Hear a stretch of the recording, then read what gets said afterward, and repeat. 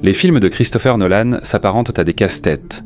Ils disséminent intentionnellement des indices et des bribes d'informations dans l'intrigue, laissant le spectateur assembler lui-même les pièces du puzzle pour en saisir le véritable sens. Mais dans le film Tenet, cette manière de faire semble lui avoir joué un mauvais tour. Parce que cette fois, il a tout rendu tellement complexe que seuls quelques-uns ont pu comprendre le sens du film immédiatement après l'avoir vu, tandis que pour la plupart, il est resté un mystère. Attrape la balle, ne tire pas. Et en conséquence, Tenet reste encore l'un des films les plus incompris de Christopher Nolan. Elle bouge avant même mon contact. La cause précède l'effet. N'essaie pas de comprendre. Ressens-le. C'est pourquoi une question logique se pose. Et si au fond, il n'y avait aucun sens ? Est-ce qu'il restera quelque chose du film si l'on enlève toute cette enveloppe fantastique avec les voyages dans le temps, l'entropie et l'inversion ? Dans cette vidéo, je vais démontrer que le sens dans Tenet n'existe pas seulement, il est magistralement enveloppé dans un emballage parfaitement adapté à cela. Le concept d'inversion du temps, qui souligne parfaitement l'idée principale du film.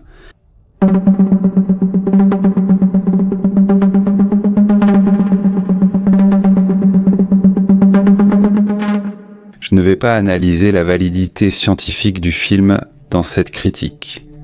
L'existence de l'inversion de l'entropie n'est qu'une belle supposition fantastique sur laquelle repose l'intrigue. Nous laisserons donc cela aux physiciens. Ce qui m'intéresse, c'est le sens de ce qui se cache derrière cette intrigue, derrière ces manipulations temporelles complexes et cette action captivante. Rafraîchissons notre mémoire sur le contenu du film pour commencer.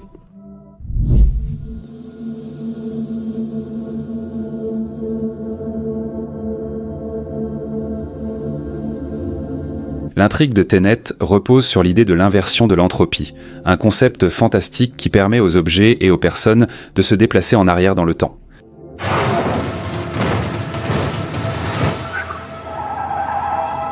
Le personnage principal, appelé le protagoniste, rejoint une organisation secrète qui lutte contre une menace venue du futur. Sa mission est d'empêcher une catastrophe mondiale. Ton devoir dépasse les intérêts nationaux. Il s'agit de la survie.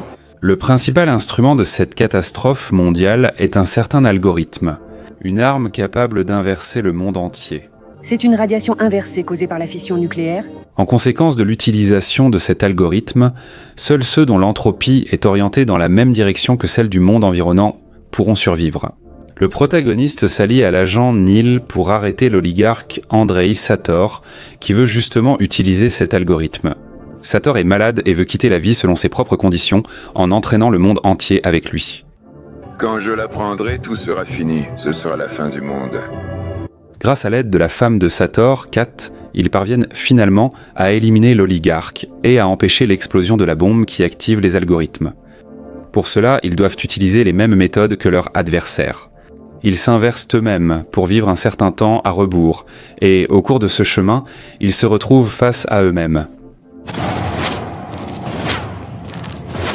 Et finissent maintenant par empêcher le lancement de l'algorithme qui aurait pu détruire le monde. Nous avons sauvé le monde.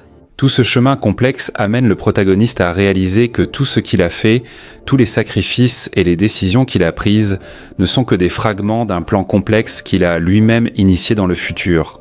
Toute cette opération est un mouvement inverse dans le temps. À qui est-elle ? La tienne!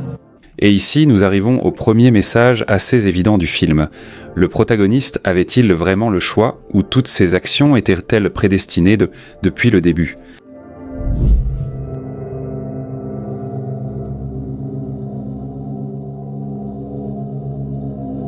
Lors de la conversation avec Michael, on a compris que les événements de la fin du film, pendant leur discussion, s'étaient déjà produits auparavant. Il y a 2 semaines, le jour de la prise de l'opéra de Kiev, nous avons détecté une explosion en Sibérie du Nord, là où se trouvait Stalsk 12. Et ce n'est pas le seul moment de ce genre. L'un des exemples les plus frappants de prédétermination, c'est Neil qui en sait beaucoup plus dès le début qu'il n'en dit au protagoniste. Je préfère les sodas. Ce n'est pas vrai. À la fin du film, il devient clair que Neil connaît le protagoniste dans le futur et qu'il exécutait en fait ses ordres. La scène où le protagoniste se confronte à lui-même dans un état inversé à l'aéroport d'Oslo est une autre preuve de la prédestination. Il se bat contre lui-même sans même le savoir à ce moment-là. Lorsqu'il se rencontre lui-même pour la deuxième fois, tout se passe exactement de la même manière que la première fois. Cela démontre que tout ce qui se passe est déjà inscrit dans la chaîne des événements et qu'il est impossible de le changer. Kate voit une femme sauter du yacht et ne se rend pas compte que c'est elle-même venant du futur. Et cela prouve encore une fois que tout était prédéterminé et que les événements du film sont en boucle. Ce qui est présenté dans le film Tenet est l'un des concepts développés pour résoudre le célèbre paradoxe du grand-père tué. Personnellement, je connais au moins 7 concepts similaires. Écrivez dans les commentaires si cela vous intéresse que j'en parle dans l'une de mes prochaines vidéos. Je rappelle que le paradoxe du grand-père survient lorsqu'un voyageur dans le temps tue son grand-père avant la naissance de son père. Du voyageur, bien sûr, pas du grand-père, ce qui rend l'existence même du voyageur impossible. Pour éviter ces paradoxes temporels, le concept de ligne temporelle fixe a été proposé, un concept reflété dans le film de Nolan. La théorie des lignes temporelles fixes suppose que tous les événements dans le temps sont prédéterminés et immuables. Dans ce concept, les voyages dans le temps sont possibles, mais toutes les actions entreprises par le voyageur sont déjà intégrées dans la ligne temporelle et ne peuvent pas changer le passé ou le futur. Cela signifie que tous les événements se sont déjà produits et sont inclus dans une seule ligne temporelle. Toute tentative de changer le passé ou d'influencer le futur ne fera que transformer le voyageur en une partie de ces événements. En d'autres termes, toutes les actions sont déjà inscrites dans l'histoire et rien ne peut être réécrit. Et par conséquent, aucun paradoxe. Même si le voyageur tentait de tuer son grand-père, la tentative aurait forcément échoué. Sinon, le voyageur lui-même, qui aurait réussi, n'existerait tout simplement pas. Tout cela nous amène inévitablement à penser à l'absence de libre arbitre. Et qu'en est-il du libre arbitre ? Peut-être que c'est justement cette idée que Christopher Nolan essayait de nous transmettre, que toutes nos actions sont prédéterminées et que le libre arbitre n'existe pas ?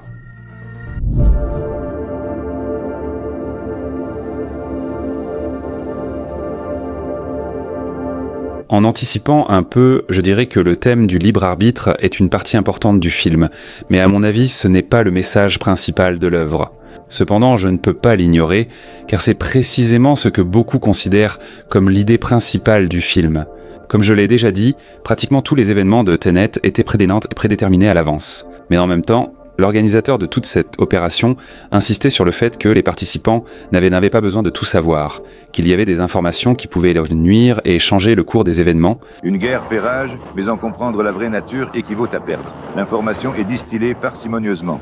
Vous allez me prévenir ? L'ignorance est notre protection. Et cela nous amène naturellement à penser que, dans le monde de Tenet, le libre arbitre existe bel et bien. Autre question, sous quelle forme ? Il existe un concept philosophique selon lequel le libre arbitre peut tout à fait exister dans un monde prédéterminé. On l'appelle le compatibilisme, étroitement lié au concept de déterminisme. J'ai déjà abordé ce sujet à plusieurs reprises dans mes vidéos précédentes, notamment celle sur Matrix. Pour éviter les répétitions, je vais afficher le texte à l'écran. Et si vous n'êtes pas familier avec ce concept, vous pouvez mettre la vidéo en pause et lire. Le compatibilisme affirme que le libre arbitre et le déterminisme peuvent coexister. Selon cette théorie, tous les événements, y compris nos actions, peuvent être prédéterminés. Mais cela n'annule pas notre capacité à prendre des décisions. Le libre arbitre ne consiste pas à pouvoir changer ce qui est prédéterminé, mais à agir selon ses propres désirs et aspirations, qui font eux aussi partie d'un monde déterminé, c'est-à-dire prédéterminé. Même dans un système de lignes temporelles fixes, comme dans Tenet, nos décisions restent importantes. Nous agissons non pas en dépit de la prédétermination, mais comme une partie intégrante des événements menant au résultat inévitable. C'est pourquoi, malgré le sentiment de prédétermination, Nolan montre que nos actions ont de l'importance. Et qu'en est-il du libre arbitre ? La balle ne bougerait pas sans ton geste de la main. La vidéo prouvera que tu en es responsable. Nous ne suivons pas simplement le scénario, mais participons activement aux événements, conscients de notre rôle. Christopher Nolan le confirme lui-même à travers les paroles de son personnage Neil, qui prononce la phrase suivante à la fin du film. Ce qui est arrivé est arrivé.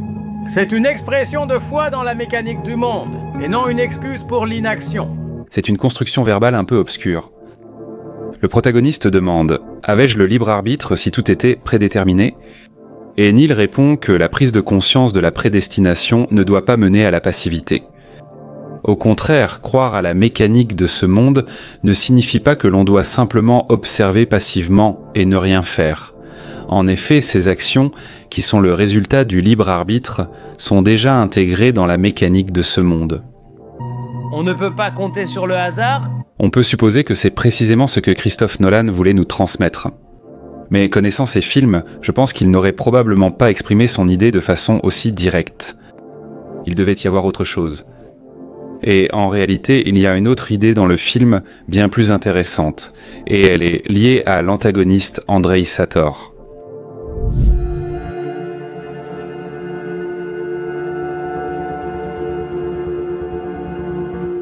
Il y a un détail remarquable dans le film. On ne nous donne pas le nom du héros. Et à un certain moment, il se désigne lui-même simplement comme le protagoniste. Je suis le protagoniste de cette opération. Je pense que vous savez que le protagoniste est le personnage principal d'une œuvre, la figure centrale autour de laquelle se déroule l'action principale de l'intrigue. Et l'adversaire du protagoniste, en règle générale, est l'antagoniste, qui crée les principaux obstacles et défis pour le héros principal. L'antagoniste de cette histoire est Sator. Il veut détruire le monde du héros principal, tandis que le protagoniste essaie de le sauver. C'est juste, en réalité pas tout à fait.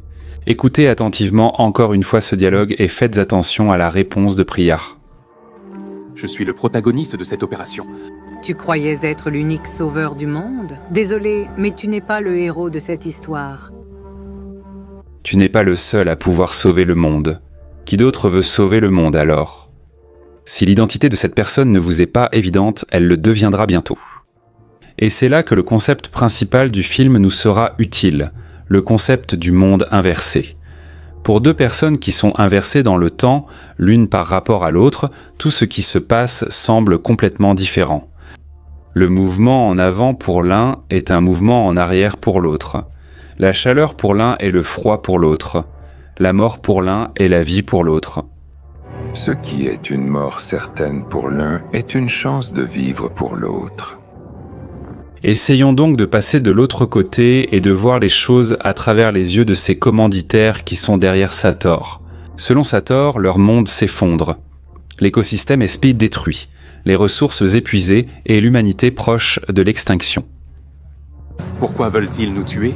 Parce que leurs océans ont bouilli et que leurs rivières se sont asséchées. Je n'ai pas d'autre choix que d'inverser tout cela. Ils se dirigent vers un apocalypse inévitable, où chaque jour les rapproche de l'effondrement. Et ces gens prennent une mesure désespérée.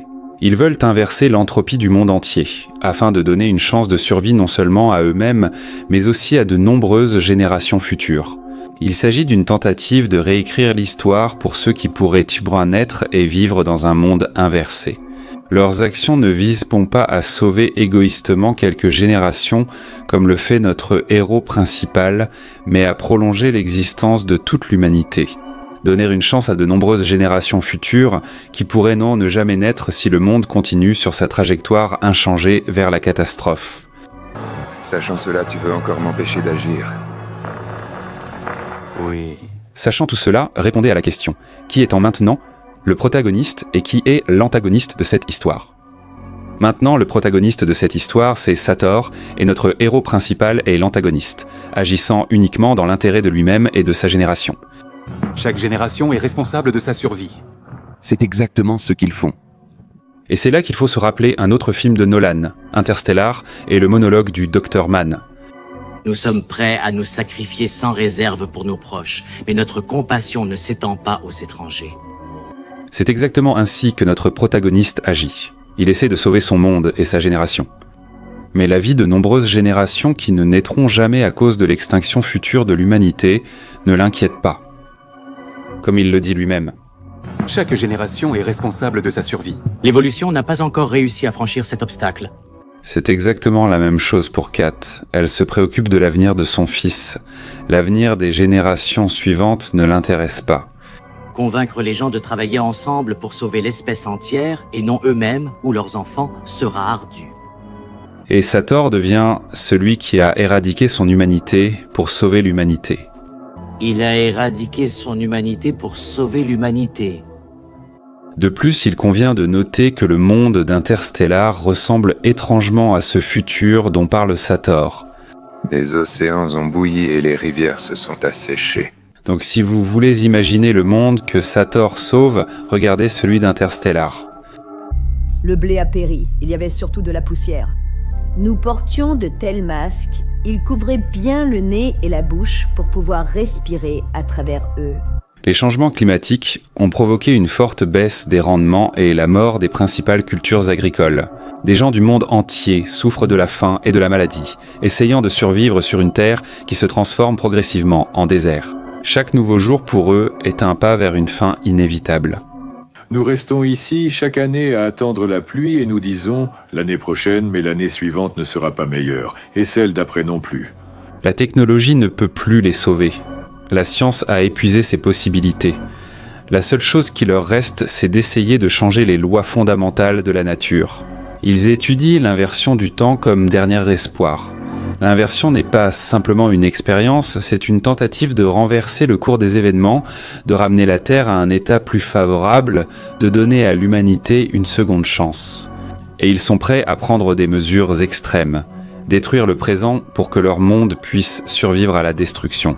À leurs yeux, Sator, malgré tous ses défauts, représente l'espoir de sauver toute l'humanité. Mais il fait face à d'autres personnes, de l'autre côté, qui se moquent donc de l'avenir de toute la civilisation. Car selon eux, chaque génération est responsable de sa survie. C'est pourquoi notre héros n'est vraiment pas le seul à vouloir sauver le monde. Toi, tu n'es pas le personnage principal. Tu pensais être la seule capable de sauver le monde? Et ce qui est la mort pour l'un et la vie pour l'autre. Ce qui est une mort certaine pour l'un est une chance de vivre pour l'autre. Et c'est là l'une des idées principales de Nolan, qu'il transmet à travers le concept d'inversion du temps. Il montre que le monde n'est pas toujours noir ou blanc, et que nos idées d'ordonner du bien et du mal, du juste et de l'injuste peuvent changer selon le point de vue. L'inversion n'est pas simplement un tour de passe-passe physique, mais une métaphore de la facilité avec laquelle on peut bouleverser ses repères moraux et voir la situation sous un autre angle. Pour les gens du futur, Sator n'est pas un monstre, mais un héros qui sauve leur monde. Ils sont prêts à détruire le présent pour avoir une chance de survivre, et pour eux ce n'est pas un acte de mal, mais une étape nécessaire pour l'avenir de nombreuses vies. Cette subjectivité de la morale est soulignée par Nolan à travers le monde inversé. Ce qui est tôt pour nous une catastrophe est pour eux la seule chance de salut. Et vous, qu'en pensez-vous? Quelle morale est juste ici? Et ici, il serait approprié de se rappeler la célèbre expérience de pensée avec l'aiguillage et les rails du chemin de fer. Imaginez que vous vous tenez près d'un aiguillage de chemin de fer. Un train incontrôlable s'approche de vous, il fonce sur les rails et ne peut pas s'arrêter. Sur sa trajectoire, sur l'une des voies, 5 personnes sont attachées et elles mourront inévitablement si le train continue sur sa trajectoire actuelle. Cependant, vous pouvez actionner un levier et changer l'aiguillage pour que le train prenne l'autre voie où une seule personne est attachée. Ainsi, votre action sauvera 5 vies, mais une personne mourra. La première option consiste à ne rien faire et alors le train tuera 5 personnes. La deuxième option consiste à actionner le levier et à diriger le train sur l'autre voie, tuant ainsi une personne mais en sauvant 5. On peut adopter une approche utilitariste. Du point de vue de l'utilitarisme, le meilleur choix est de sauver le plus grand nombre de personnes. En tirant le levier, vous sauvez 5 vies au prix d'une seule, ce qui maximise le bien-être général. On peut aussi adopter une approche déontologique. Du point de vue des principes moraux, de la déontologie, il est mal de tuer une personne de ses propres mains, quel que soit le nombre de vies sauvées. Ici, il est souligné que votre intervention fait de vous directement responsable de la mort d'une personne. Vous devenez un meurtrier, ce qui est moralement inacceptable. Si l'on applique tout cela au film Tenet, alors Sator, ou plutôt les personnes qui sont derrière lui, c'est la personne qui essaie de changer l'aiguillage et de diriger le train vers une seule personne afin de sauver 5 autres. Et notre héros, c'est celui qui essaie de l'en empêcher et de laisser les choses telles qu'elles sont. Avec la seule nuance que, dans le cas de Tenet, il s'agit de plusieurs générations qui, au final, mourront quand même d'un côté de la balance et de nombreuses générations de l'autre côté. C'est ce que Christopher Nolan voulait nous faire comprendre. La subjectivité de la morale montrée à travers le concept fantastique d'inversion du temps. C'est comme se tenir devant un miroir. En apparence, votre reflet vous imite parfaitement, mais si vous levez la main droite, votre reflet lèvera la main gauche. Qui a raison ? Au début du film, le protagoniste a préféré mourir plutôt que de trahir ses collègues. Tu as choisi la mort au lieu de trahir tes compagnons. Mais qu'est-ce qui te dit que dans le futur, il n'y a pas aussi des gens prêts à donner leur vie pour les leurs ? Et ces gars-là, pour le protagoniste, représentent une menace pour leur existence. Mais ceux qui menacent le monde du protagoniste, ce sont leurs propres gars pour eux. Et savoir qui est l'antagoniste et qui est le protagoniste dépend de quel côté vous êtes.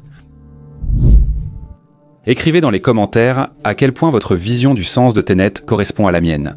Dites-moi si vous voulez des analyses d'autres films de Christopher Nolan. Vous pouvez le faire en mettant un like, ainsi je comprendrai grâce au nombre de likes que ce sujet vous intéresse. La vidéo sur le film Interstellar que j'ai mentionné est déjà disponible sur la chaîne.